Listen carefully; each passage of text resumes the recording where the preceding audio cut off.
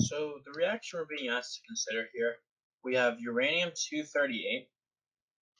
So remember, uranium has an atomic number of 92, and it decays into thorium, which has an atomic number of 90, and specifically thorium-234. I realized I wrote this wrong. It's 238, not 288. And so we're not told specifically what the other particle is, but it's pretty obvious that we see, okay, well, the atomic number has to be 2, so that we have 90 plus 2 equals 92. The mass number has to be 4. This is going to be an alpha particle. So if we want to figure out the mass defect, if we want to figure out the energy release, we're going to use E equals mc squared, where m is the difference in masses between the products and reactants. And so m, which already is delta m, to really clarify, we're looking at the difference between products and reactants here. So we take the mass we started with. We have 238.0508 minus the next one. Our thorium is 234.0436, and we'll subtract again the mass of the alpha particle. It's 4.0026. This is all in atomic mass units, and you can plug that in, and you'll find that we get 4.6 times 10 to the negative third atomic mass units.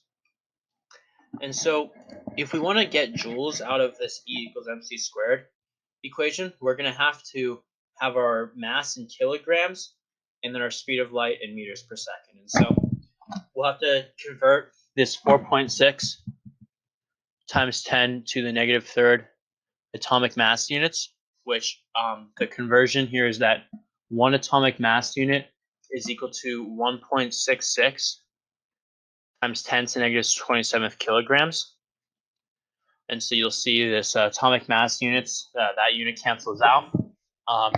And the resulting amount that we get is 7.638 times 10 to the negative 30th kilograms. And so that's the value for m that we'll plug in right here. Now, if C, as always, is going to be 3 times 10 to the 8th meters per second, so you can plug in C squared, and the final answer you get for E is going to be equal to negative 6.87 times 10 to the negative 13th joules. The reason I put a negative here, just like the book did, is because we're told that energy is released, and so it's nice to say, well, the change in energy is going to be negative. Energy is leaving the system because of the change in mass. Now, the next question really just relies on understanding that the kinetic energy is equal to 1/2 mv squared. And so if both particles, both the alpha particle and the thorium, are said to get the same amount of kinetic energy, then, if this is the same value for kinetic energy and one of them has a bigger mass, the velocity would have to be smaller and vice versa. And so, which we're asked to figure out which one is faster. It's going to be the one with the smaller mass, which obviously is going to be the one whose atomic mass units is 4 versus 234. So yeah, it's the alpha particle that's going to be the faster one because it's lighter.